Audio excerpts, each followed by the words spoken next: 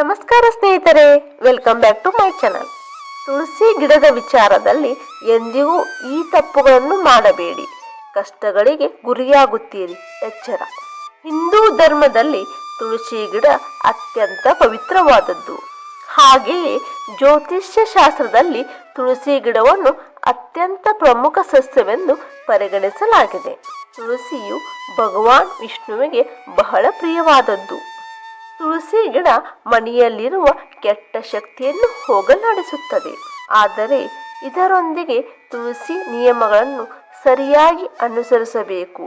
ಏಕೆಂದರೆ ವಾಸ್ತುಶಾಸ್ತ್ರಜ್ಞರ ಪ್ರಕಾರ ಯಾವುದೇ ತಪ್ಪು ಅಶುಭ ಫಲಿತಾಂಶಗಳನ್ನು ನೀಡುತ್ತವೆ.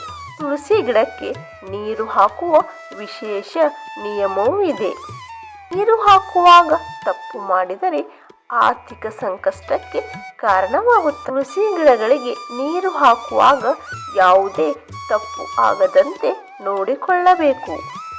ಏಕಾದಶಿ ದಿನದಂದು ತುಳಸಿ ಗಿಡಕ್ಕೆ ನೀರು ಹಾಕಬಾರದು.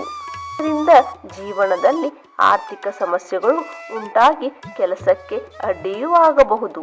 ಪುರಾಣದ ಪ್ರಕಾರ ತುಳಸಿ ಗಿಡಕ್ಕೆ ನೀರುಣಿಸುವಾಗ ಯಾವಾಗಲೂ ಹೊಲಿಗೆ ಹಾಕದ ಬಟ್ಟೆಗಳನ್ನು ಧರಿಸಲು ಮರೆಯದಿರಿ. ವಾಸ್ತುಶಾಸ್ತ್ರದ ಪ್ರಕಾರ ತುಳಸಿ ಗಿಡವನ್ನು ಮನೆಯ ದಕ್ಷಿಣ ಭಾಗದಲ್ಲಿ ಇಡಬಾರದು.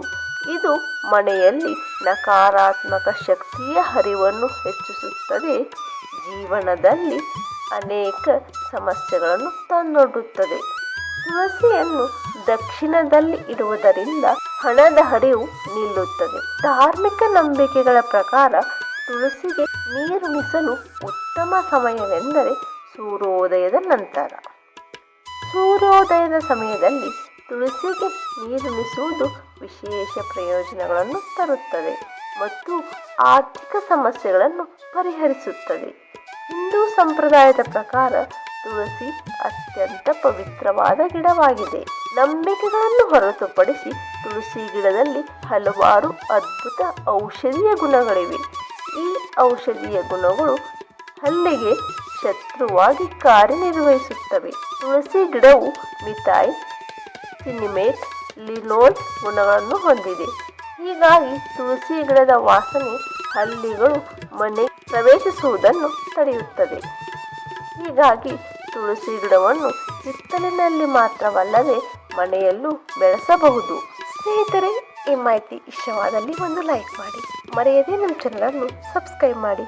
ಧನ್ಯವಾದಗಳು.